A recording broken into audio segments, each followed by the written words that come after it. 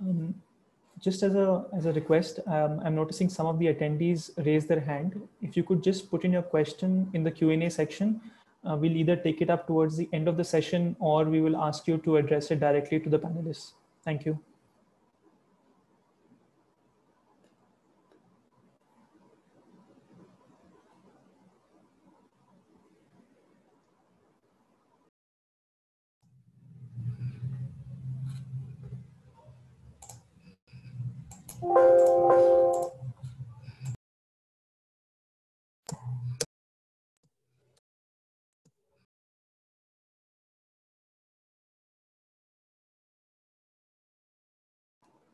Okay, why don't we get started as people continue to join? I think Rohan's having some difficulty connecting. He's in a bad network. We're trying to get him on the phone, but I'm sure he'll join the next few minutes. First of all, thank you all for taking time on a Saturday evening to speak to us, either be a part of the audience or especially the panelists.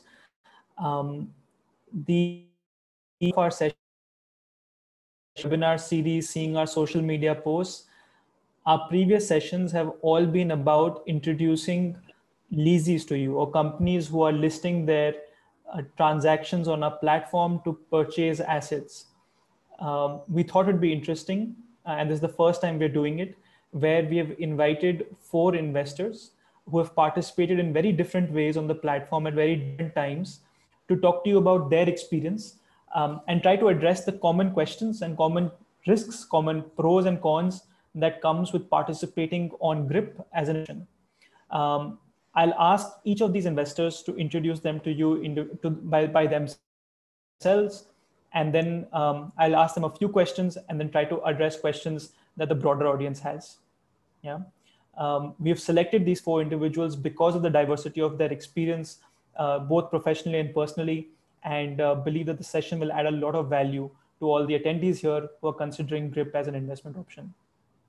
Ladies first, Priya, if I can begin with you, I would request you to just give a small introduction about yourself, and then I'll come back to you with any specific questions. If I could also ask the panelists, if possible, to put on their videos, I'll just make the session more interactive. Thank you. Yeah, hi, sure. Hi, Nikhil. Hi, Priya. Hi. So around 2017, I decided to take a break from work. My husband and I traveled the country, and then we decided we're going to retire early.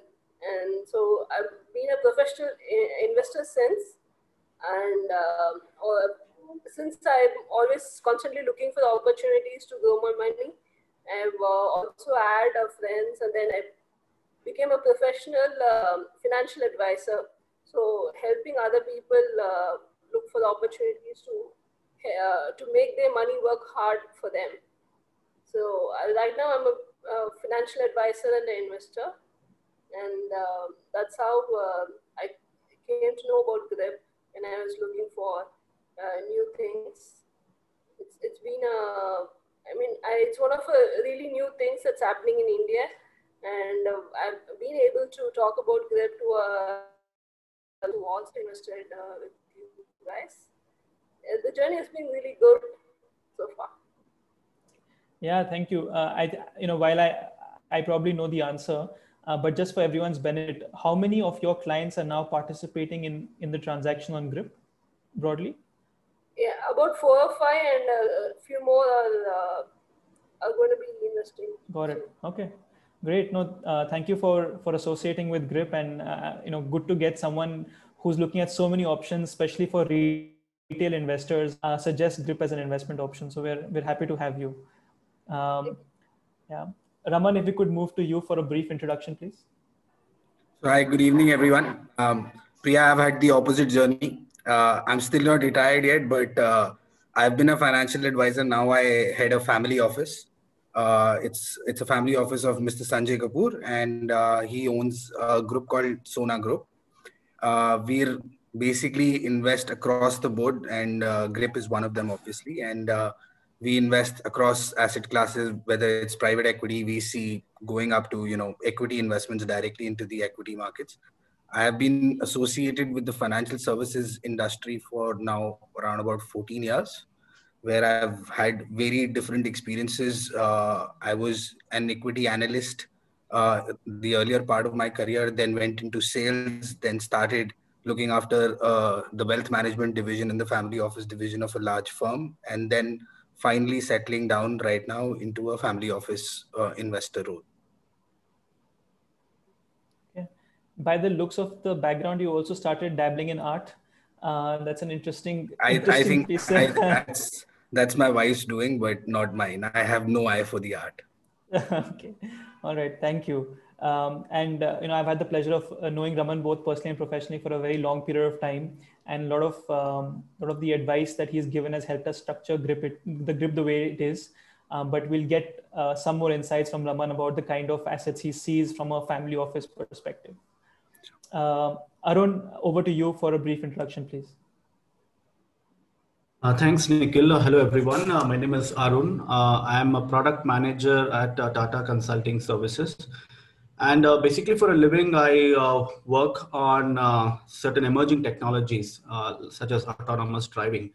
And as part of my work, I work in this area of CASE, Connected, Autonomous, Shared and Electric Mobility, the new trend that is driving and disrupting the automotive industry. You know, we all might have heard about Teslas and other how companies are adopting to electric vehicles. So that's about me. And in terms of investing, I'm a relatively new investor. All my life, I've been hearing about my dad talking about, these FDs and RDs and those traditional investments. And something actually attracted me to GRIP. And that was this concept of asset leasing. And I think as a firm believer of shared mobility and the shared economy in general, I think the kind of products that GRIP has brought into their platform, something that really got me excited. And that's how I discovered GRIP on LinkedIn, actually. And I think it was absolutely a no-brainer. So far the experience has been great. Yeah, so that's about me and how I got to know about GRIP. Yeah, Arun, you bring a very interesting point, and I think a lot of people who are listening on this call also discovered us, or at least heard about us, from either Facebook or LinkedIn or some other format of social media. That is today where, as a company, we spend majority of our advertising effort. Now, money and investing is all about trust. Right? You have to trust the platform, the product that you're backing. And I'll be the first one to say that a new platform like GRIP, which is 6-7 months old, with a new investment product like lease finance for individuals, is a tough one to trust. Right? You have to really be confident before you put your money, and a few lakh rupees is not a small amount of money. I would love to understand from you, what is it that allowed you to take that first time plunge and trust us towards making an investment in one of our transactions? I think that's very interesting. I would just, if I have to sum it down to one word, I think it's transparency. I think the process where GRIP is onboarding its partners and providing that visibility of what is, they even provide you the financials of that company, the LLP agreement, projected returns, and all these things, right? I think that really matters, right? Now, just as a simple example, when we put a fixed deposit in a bank, we don't even know what we are going to get after 5 years, right? On top of that, there is these interest rates keep varying, and sometimes there is no information that is available. But I think here in the case of GRIP, though it is 6-7 months old, I think the fundamental business model is very strong, and the partners that you bring in, right? So for example, Drink Prime, I knew about them much before I knew GRIP Invest, or for that matter, Bounce, or any of these other partners you have. So I think GRIP tries to bring in that transparency factor by bringing, I think the due diligence of bringing these partners itself is some effort that GRIP has already done. So I think in that way, I was very comfortable with what is the information that I'm able to see. I can also track my investments. I can look into all the visibility from the platform. So I think these are some of the things that help me put my trust on GRIP. And I think it's also backed by a solid team. right? And I think very recently you guys also raised a capital, and I think those kind of things really matter to me. Great. No, I appreciate that. Transparency for us is the most important value, both internally and externally at the organization. And sessions like this and other efforts that we are working on, hopefully next quarter you will see us publish our first research report, and it will be in your sector in the space of mobility. But we're trying to be as transparent with our thoughts and intentions and the work we do, to really try to get investors to have confidence, but also to educate them and allow them to make the right decisions. So thank you for highlighting that. Raman, on this one, you've obviously invested in early stage companies, some of the companies that we lease assets to. You've also invested in them as an angel investor, as a family office, and then you have leased to them. Would love your thoughts, because a lot of people ask us this: are these companies going to remain there for 2 or 3 years? How do you think about leasing to them? What's the risk? How do you think of that as an investor in Grips? So Nikhil, so there are three things. One, the risks are totally different. So the first and foremost thing that an equity investor does versus a debt investor does, obviously the risks are totally different. Like you and like the thought process in terms of, you bring on the tables saying that, this company has a bright future. Obviously, nobody knows what the future holds. If you would have asked me a year back, we never knew anything like COVID could come in, right? So obviously, there are risks whenever you are investing in anything, whether it's equity, whether it's debt. It's the transparency, and the other part is the thought process behind that investment. It's more to do with the fact that, if you're making an investment, it's a calculated decision. Then you make that decision. It can go right or wrong. It always happens like that. But having said that, you reduce down the probability of going wrong.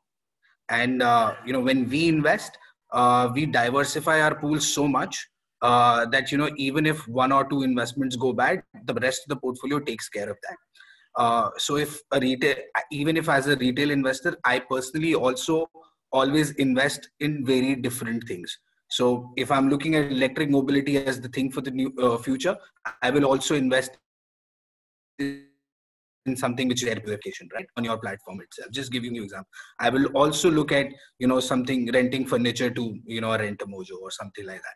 So what this does is that, obviously, one, diversifies my risk. Second, it also helps me in terms of, making sure that, every piece of the puzzle is related to something or the other from the future. It cannot be just from a perspective of what I see today.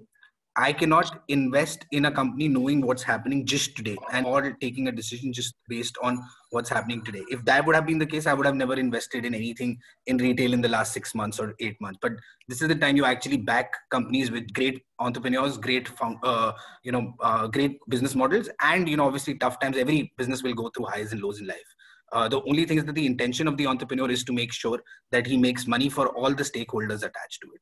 So that's the first most important thing, that, who are you working with is more important than what returns you'll get. Fair enough. And I think, we have the opportunity, fortunately, because capital is always limited in this country, to really look at options across the table before we identify the right company to work with. Just picking on electric vehicles, and Shashank has asked this question about why are the electric vehicle assets.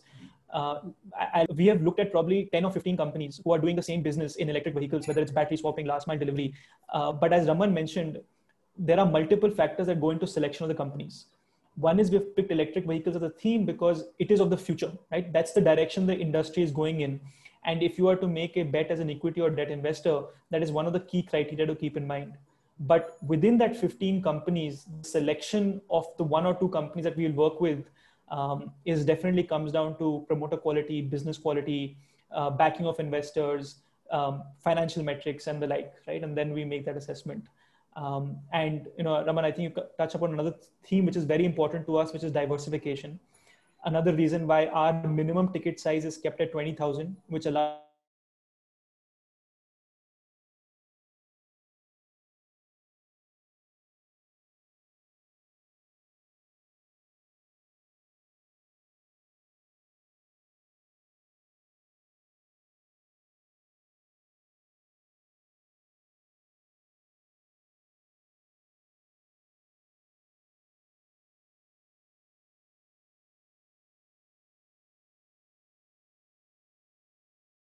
half well known and, has good investors and good backing, then, obviously it makes the job of a retail investor much, much easier.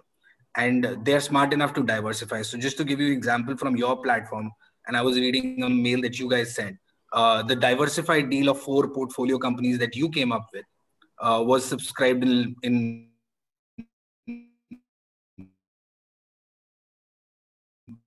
record time, right?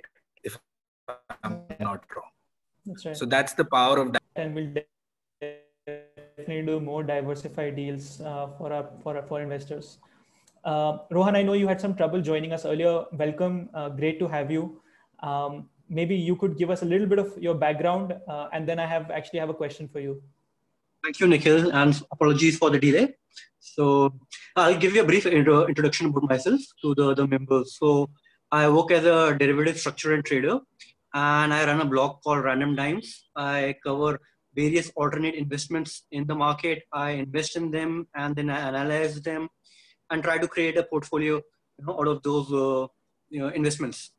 So, and I've been investing in GRIP for quite some time now, and honestly, I'm quite impressed by this asset class. And in fact, one of the reasons I invested in this asset class is because it filled the gap between the normal safe low yielding assets and risky high yielding or high equity assets. So this was like a perfect sweet spot for me, and it filled the void in the portfolio. Yeah. And Rohan, because of both your professional as well as what you do, in terms of the blog, you obviously speak to a lot of investors who are looking at alternative investment. Do you think that in the Indian average retail investor is now ready for an alternative investment allocation to his portfolio? And where is GRIP doing well and where is it lacking in terms of that desire for an investor? So I would first say it's a kind of a misnomer to consider, investments like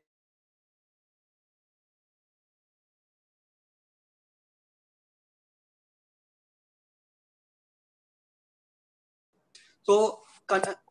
Anything becomes alternate, which is your normal, not your normal equity or your normal bond, right? But it does not mean that it consists of a higher risk. So in fact, I'm a big fan of modern portfolio theory, so which says that diversification is the only free lunch you can have in finance, and which is actually true.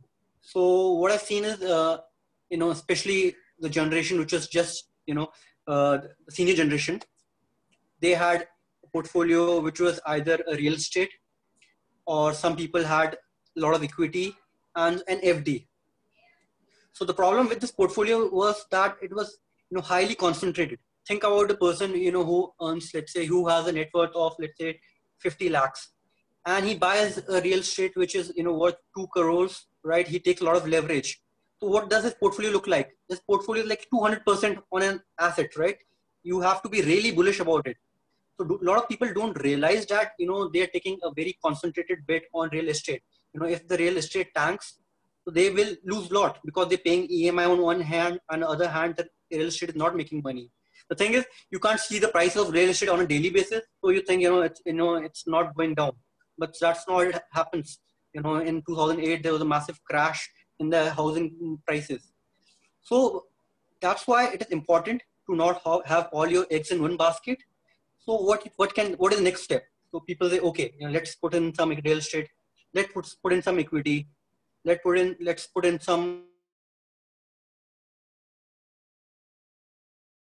Considering how the interest rate environment is, how the yields are, you have either an FD which is yielding like 4%, 5%, and then you have an equity which is trading at some crazy PE levels. You look at the Indian market or the global market, Amazon and all trading at 100 PE and all. So it gives me a lot of discomfort, to have a big chunk of my portfolio there.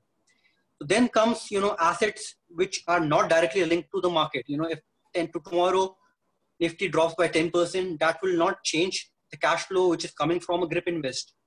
So that's why these assets come into place and becomes an important part of my portfolio. And especially now when, markets are overvalued, it's a better, a much bigger opportunity to, invest in these kind of assets. So that is like one of the reasons, to have an asset like, GRIP in your portfolio. That is from diversification purpose. Second is to have, a sound business model, right? So a lot of times, we think, we could have we could have given an Ola on rent and, earn some, money through that driver. Or a lot of time we think, we, rent air conditioner, and you think, yeah, what a good business model this is. That guy who's renting us out the air conditioner, every month we have to pay him $600, $800. What Furlenco is doing and all that. And in 3-4 years, they were making much more, than the cost of that air conditioner.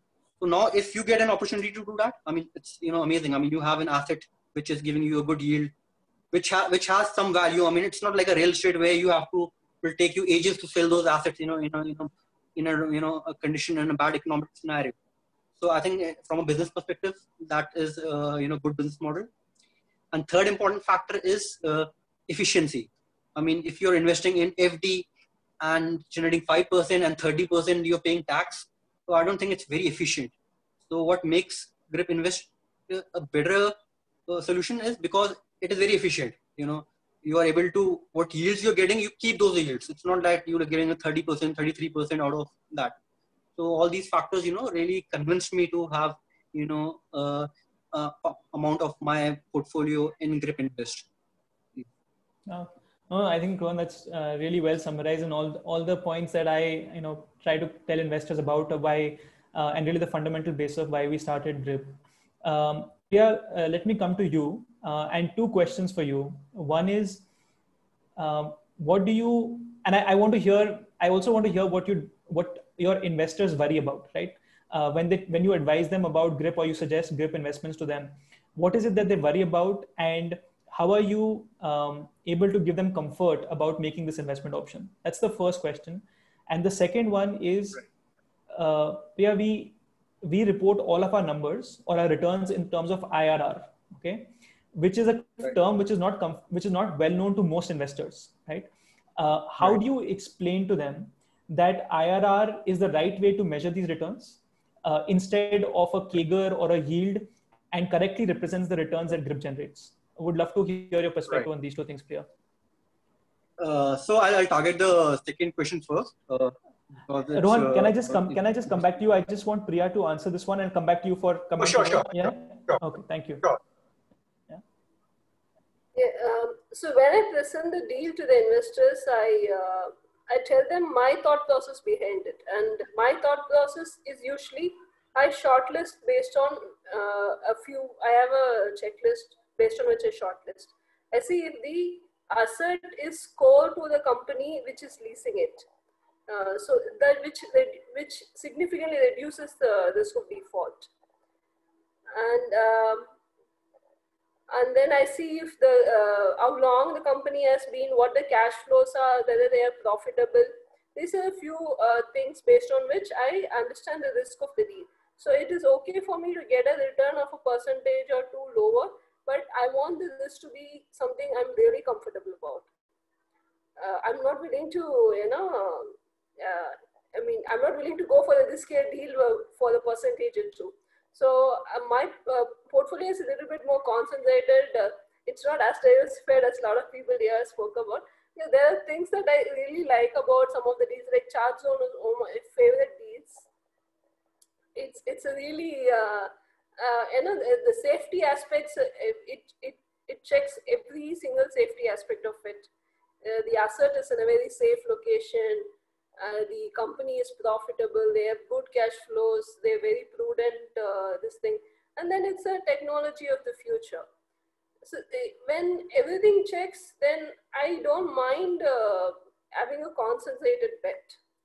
So when I go with the thought process and I don't tell my clients, see, this you can make 12%. I think you should put some money. I don't tell them that. I tell like this is why I like it, and this is how it looks. This is why I shortlisted. And the people who agree with my thought process, they're really happy about investing in it.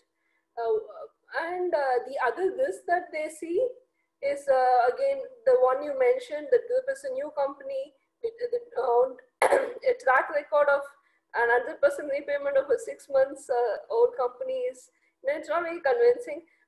For me, what was convincing in investing was the enthusiasm that your employees and you came on call with me and explained me a lot of things. So it's the enthusiasm of your staff and you which helped me take a leap of faith.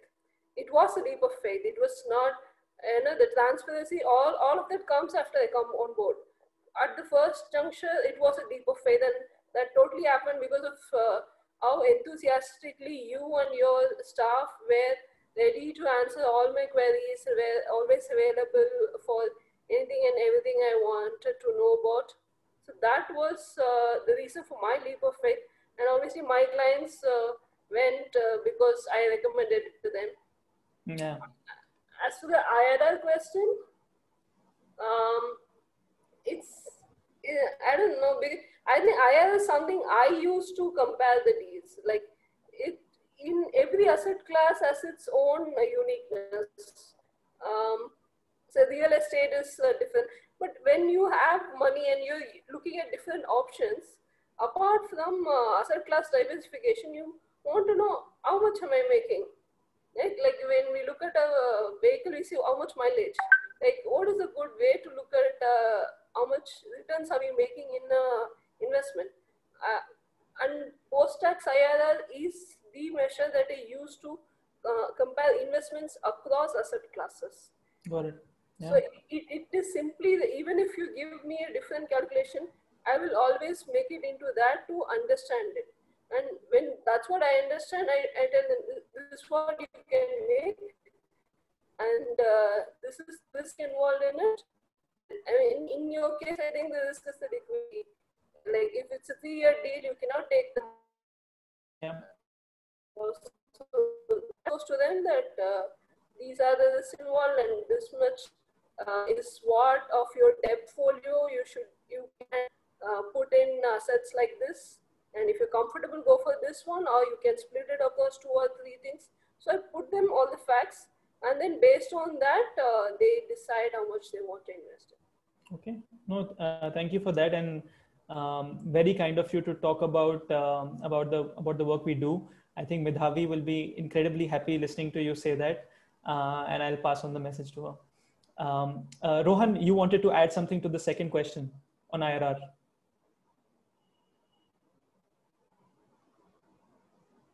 Rohan, you're on mute in case you're speaking.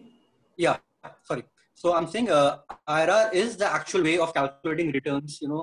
Either it is for your normal for a GRIP invest, or even for a lot of people they do SIPs and all, right? So that is how you should calculate your returns. Obviously, someone who is new to the area of the domain of finance, they will initially find it a little in the end how much, but I mean they do not recognize time value, right? That is of very importance when you're calculating returns. So in fact, I mean anyone who owns a portfolio who has, I mean, not only GRIP and debt and all, should start calculating the IRR of their portfolio rather than just looking at returns. I mean, a lot of times people look at the mutual fund in terms of CAGR, right? And but when they say in my portfolio has not done that well, right? So I think that is the correct way. So regardless of the asset class, I mean, so, and that makes a lot of sense. So yeah. Initially, obviously, it will be a little confusing. Yeah. And maybe the specific question. So let me just answer that in addition to what you said. Because the GRIP or the lease finance returns are structured in a way that you get your first cash flow within a month of making your investment, and then every month, allowing you to spend or reinvest that money. IRR as a concept gives you records a time value of money, right? And tells you that 100 rupees in your pocket today are more value than 100 rupees a year later. To us, it is the best way to measure the performance of an asset, especially a fixed income instrument, which is giving you returns on a periodic basis and not at the end of the life. And that is why we use IRR. I would request all investors, and like Rohan and Priya said, for all your investments to measure IRR, because to associate for time value of money. And when you compare GRIPs, the investment option that GRIP provides on a IRR basis to a fixed income, a AAA bond, a BBB bond, even the Nifty performance, you will see that it is 50 to 100% higher than that of other investment options. Yeah. Arun, there's another question here, which I thought maybe you can answer because you've done a few of these investments. There are several companies on the platform, not just one, not just eBuyGo, which is currently there, which are loss making, right? And you've participated in some of these transactions with companies that are loss making and lease to them. How do you think of the risk of that, and what allows you to be comfortable to invest?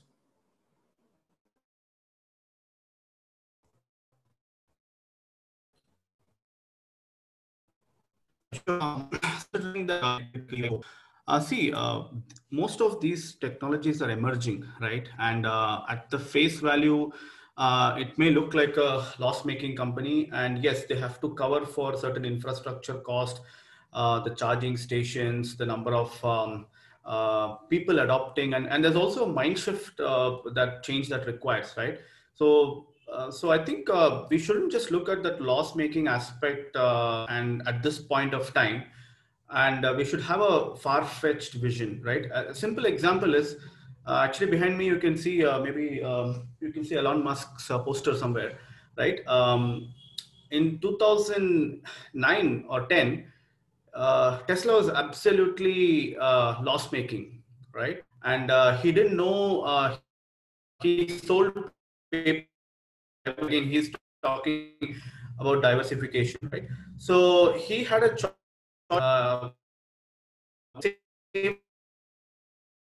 One of the companies, and what he did was he saved both the companies eventually. And if you look at Tesla today, it has one of the highest market caps. And in 2010-12 period, if he would have asked any investor, my company is loss making, and if he wants to raise a new capital, nobody would have invested. But those people who could sense the future in electric vehicles, I think they are some of the most sharpest minds, right? So I think we should always not look at this currently it is loss making, and you have to look at the fundamental business model of the company, whether they have a competitive advantage, whether they have a sustainable business model, and then invest. So I am a big believer in electric mobility, and I come from that background, and I can tell you for sure that in the next, maybe when a motorized vehicle, right? There's no future, and I think you should not just look at current performance. You have to forecast that, and it's very difficult. You may be slightly skeptical, but I think you have to make that call. I fully agree with you. Which is why, as an organization, we're excited about electric vehicles, and we believe they're the future. We also, GRIP is a combination of the shared economy, future trends, shared capital. And I think some of that is the reason why we are able to offer a combination of high deals and attractive returns to people. So a lot of that is the kind of asset that you will see on our platform, even when it's with traditional companies. For example, a couple of weeks back, we leased a very high-tech camera to a publicly listed company called Genesis. Priya, you mentioned about, Raman, you mentioned about the combo deal, but that single asset, we had 86 investors participate together in that transaction. So even when it comes to some of the older companies, the assets that we will always look for are higher tech or high tech or modern technology that we can really take advantage of. Yeah. Just one point I wanted to also add was talking about many of these companies that I noticed on GRIP platform are also catering to the B2B segment, right? So the B2B segment is very attractive, an investment option to me than the B2C itself. Last mile delivery, right? I think that has a huge potential, and we're just talking about tier 1 cities, the major metros and the tier 1 cities, right? And as these guys expand, as Amazons and Zomatos and Swiggies of the world expand to this tier 2 and tier 3, I think we're talking about economies of scale here, and the kind of impact that they will have is huge. So that is why these companies like the Zip and Bounce and other companies which are catering to this segment, I think there's a huge growth potential there. Got it. Okay. I'll ask the same question from all four of you, and I would love to hear feedback. And then we'll stop there and go to any questions from the audience. Raman, maybe we can start with you on this question. Give us, tell me what is the one thing or two things that you would like to change on Grip, and any suggestion that you have for what we can improve, and brutally honest feedback. Yeah. So to be honest, and it'll not saying this because I'm an investor, second, I'm a friend of yours. To be honest, I'm actually pleasantly surprised by the things that you've already done. I remember our first conversation when I'd invested in and asked you when would the asset allocation or the portfolio report would come in onto your website. I'm pleasantly surprised by how fast things have moved in terms of in terms of you incorporated all the suggestions. I remember a friend of mine suggesting to you at the starting of it as well that for the period that the person invests in the starting, he should get returns. You're doing that as well. So not because of the fact that I have a lot of proximity to you and we exchange notes, but I believe that these are small little things that actually really help in terms of building one trust, and secondly building a good company which is. As far as changes, obviously, like a lot of people have said, I still, think that for the retail to actually come out and understand the concept of IRR versus, absolute return is still going to be a big challenge for you guys. It's very simple. Like you very rightly pointed out that if you continue like an SIP model in Grip as well, you'll make more returns in equity. So people need to realize that, and that's the education that you need to give to people. Every business has to educate in some form or the other. So that's the education I think that you need to impart to people. Apart from that, I love the framework in terms of the communication that keeps happening. If the companies raise funds and you're invested, you highlight that to them, periodically sending financials, etc. So overall, I think that you're on the right track. As your investor base keeps increasing, obviously it becomes a little more difficult in terms of you or your team to personally keep interacting with each one of them. That is something that you eventually would have to work, that people believe in the platform in itself. Without you talking to you or without talking to any of your team members, they just come online and they know that what they're looking at is the right matrix. And I think that obviously control over assets, and if you can know what the assets are doing for the person who's invested in that asset, if that kind of information can be made available at a later date, nothing like it. If today I've given money to RentShare and if they have bought 100 laptops from you, you should know how that is happening, and eventually once in a while give them an update on the asset itself. How's that doing? Specifically, and it's more relevant for an electric vehicle, because that vehicle is eventually being used by somebody else. Zip might have it, Zip might further lend it to drivers, and I don't know how they're handling it, etc. So those are the kind of things, that small little details, though the liability remains on Zip, but at the end of the day, it's your asset. So something like that, I think we're golden. But like from an education perspective, people should know that IRR is the way to go about looking at it, and do an SIP model with you guys. Okay. No, thank you. And we'll definitely work on that. Rohan, from same question to you, how can we improve? What can we deliver more to investors? In terms of improvement, so I mean, there's a wishful thinking that, if there could be a secondary market, it would be great. I mean, if, I could, buy somebody else's assets or, at a premium or a discount, kind of a trading environment for those. Yeah. That would be, fun, because that will add a lot more liquidity, and, people who want to, make some extra returns, find some opportunities pretty good. I think, but I don't know how difficult that would be in terms of structuring. But that's something, I would really look forward to, the secondary market. And apart from that, I feel, like one of the deals which you recently did a kind of a mutual fund, 4 different assets. I think that was quite interesting. And I hope in future, have more similar deals where you have multiple, assets underlying, so people who are investing in one deal, they're, investing in 10 different assets, and they're, diversified that way. So that will really add, and, those assets could be of different industries. So that will really add a next level of diversification for them. So this is something, which I think probably that will happen, in future. I mean, that's the way. I mean, you already done 4 assets, mutual fund kind of thing. So maybe, probably 5, 6 in future. Yeah.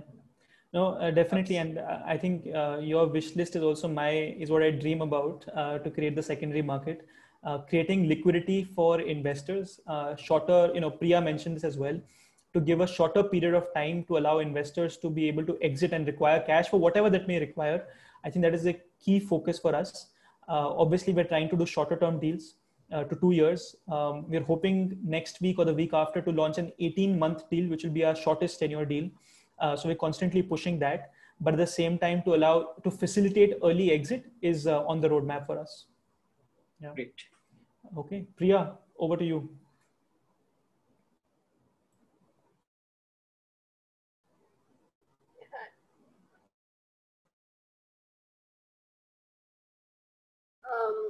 So I'm a little to the payout stage in my number of my deals, so I cannot give a holistic feedback. But from what I know and feel right now, I feel that there could be a lot more communication between the time the payout happens in terms of investment, and then the first payout comes. So I'm sure there are a lot of milestones involved which you do.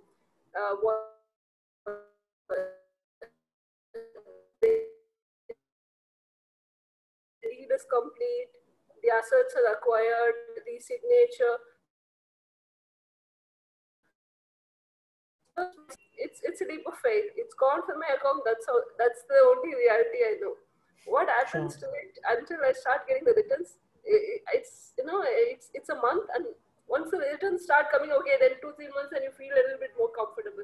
But the whole 1 month of suspense of what happened to the money is a little bit too. It's something you can avoid with a little bit more communication. Communicating the milestones of what will be covered in this month, during this month, and how we have progressed. I think that's something Gripen could do, that I think would add a lot of value to the investors, make us feel a little, reduce the person risk for the No, I think that's a very, very, very important suggestion, and we will implement this to make sure there's much more communication around the process. Yeah. Arun, final thoughts from you or final suggestions from you? Yeah, sure. Actually, I can go on for this the whole day. I have your email. Yes. Yeah. So actually, 2 things I think that is very important for me. One is I want to be able to choose my returns. Currently it is monthly. But if I can choose that, like a quarterly or a half yearly or a yearly, right? I think I can plan my finances slightly better. That's my opinion. I don't know how well this goes with the concept of IRR and things like that. But I think personally, as an investor, I would want to divert my funds at the end of the year or quarterly and things like that. So I think that is one. It would be great to have all these funds coming into an escrow account of sorts, like a current account, right? Because currently what happens is, all my investments are from different accounts. And when this money comes in from Grip, it's of course timely, and payments happen, and I can also read it in my statement. All money is parked into an escrow account. When the next deal comes, right, I can push this money back into the new deal. Basically, I'm looking for reinvestment options. I need an account to park my returns, decide what to do with it, whether I want to withdraw or whether I want to reinvest. I think these are the 2 features, Nikhil, that I really love to see on Grip. Yeah. Of all the suggestions made, I can at least confirm to you that we have already begun the development of a wallet, which will allow you to have the money collected in your dedicated wallet and allow you to reinvest from there. It will also allow us to restructure your returns the way you want it, monthly, quarterly, annually. So we will be able to create those variations. So we are very much on the path of doing that. And we'll go live with this in the next quarter. Okay. Sounds great. Thank you. Okay. There are some questions which are unanswered from the. Some of them are directed towards me, so I left them for the end of the session. The returns are not guaranteed on our platform. I wanted to clarify that. We provide, the way it works is Grip talks to leasees and agrees with them on the returns for a particular asset, particular term, and signs lease agreements. The returns that are communicated to investors on the website are based on signed documents, and hence they are fixed in nature and they are based on a negotiated document, but they're not guaranteed either by us or by the leasee. There is a risk that an investor runs in case the leasee defaults willfully, or in the case that he runs out of business or cannot pay the money. So that is something that I'd like to highlight. The other question that is there is, what percentage of each deal do promoters invest? I think very important, and again, once again, reflects our own commitment. So the promoters, which is Vivek and myself, invest in every single transaction. Our investment amounts do vary by deal. In certain deals, there is a lot more investor interest, and we try to give as much allocation to investors. In certain deals, we're able to take more. On a broad basis, almost 3% of every single transaction is invested by us. So of all the money that has gone into Grip's investment, at least 3% of that money has come from our personal investment, from either Vivek or myself. Okay, I think I've answered this one. Yeah, there's a new question, and let me pick that up. In case of a delay, by a payment by a leasee, I think there are two. I'll break the answer into two parts. One is, waiting for a delay to happen would mean that we have performed poorly, right? It is our responsibility as Grip to actually look for the yellow flags to say that a leasee may default, okay, or may delay payment. Our business development team is in constant communication with leasees to understand where they are, where their financial position is. We in fact send invoices almost 15 days before the due dates. The payments are received on time. We look for signs, whether it's in terms of GST filings, any kind of news about the company. We do reference, we're constantly in touch with their investors to try to identify what may go wrong, because we don't want any of our investors to lose money on the platform, and hence we're trying to preempt any kind of situation. Till now, it's been 6 months, 19 transactions. So you can imagine the number of repayments we have made, and we have never missed it in terms of time or the transaction value, right? In case there is a delay, obviously our attempt is to recover the money immediately, but there is no time given per se for the borrower or the leasee to get, in fact, penalized on the first day itself for a delay in payment, and we take further action to make sure that there is no further delay in the payment cycle. We also take a security deposit from each leasee, which covers as a buffer, so that we are able to use that buffer to make payments to investors. Okay. There are two more questions. One is, yes, IRR is the same as XIRR. XIRR is just a variation of IRR that allows you to use different periods of time to calculate the investors. Arif, your question about if you get returns on half-yearly, yearly basis, will it be more? That is correct. The returns, if you were to take returns not on a monthly basis, but on a half-yearly or yearly basis, whenever we enable that option, we will try to deliver you more returns, because otherwise, why would you choose that? You would always want returns on a monthly basis. We will agree with you on a certain utilization of the proceeds. On your behalf, we will act. We will not act in our own discretion, but yes, the returns will increase. Does this asset class come under a regulatory body? Whether it comes under CIS regulations, it does not come under CIS regulations. And I also want to be clear that we are not today regulated by SEBI or RBI. SEBI does not provide for regulations around crowdsourcing of purchase of assets. We would love to be regulated. Okay, I think it would give investors tremendously more confidence if we were a regulated asset class. However, the regulations don't exist today. we are doing our best to work under the regime that does exist, and we function as per the law, Companies Act laws, which are the only laws governing us from today's perspective today. There is a discussion paper on regulation that came out by SEBI in 2014 for crowdsourcing. It never got converted into law, but we use that as a reference tool and in spirit for governing for how we do transactions on our platform. Okay. Are there any future benefits for early investors? At this point of time, there are no benefits for early investors, but you are not at a loss by investing early, because in case it takes us time to fill a deal, we compensate you with interest at a fixed deposit rate from HDFC Bank, so that you are not losing out by investing early. This disclosure is made on our website as well, and if you have any specific question about it, we'll be happy to answer it. The last question, which came much earlier and I found very interesting, so I have left it to answer, is why the name GRIP? And I thought that was it would be a good way to end the call to explain why we chose that name. You'll also be surprised to know that GRIP's name is almost 8 years old. So that's how long this thought has been in our heads to start this business. GRIP is about having control, right? That's what the word means. It's having something in your hand.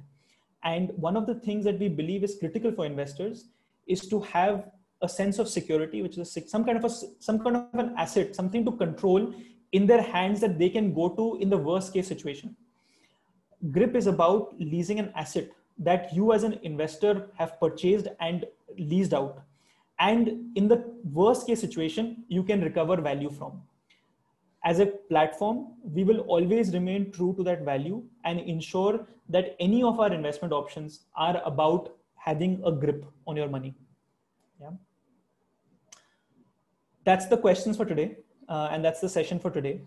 I hope our investors took away something from the session, but I can tell you that personally, and I think for the team at GRIP, which is listening in, this has been an extremely valuable session to take away feedback from you guys as well as suggestions. And lots of things for us to work on. I really appreciate your time. I appreciate the patronage that you give to the GRIP platform and the leap of faith. I think that's the right word to use, Priya, that you used. The leap of faith that our first investors have made to try out GRIP and to spread the word about it. So thank you so very much for all of your support and for your time, and wish all of you a great weekend. Thank you so much. All right. Thank you, Nikhil. Thank you all. Thank you.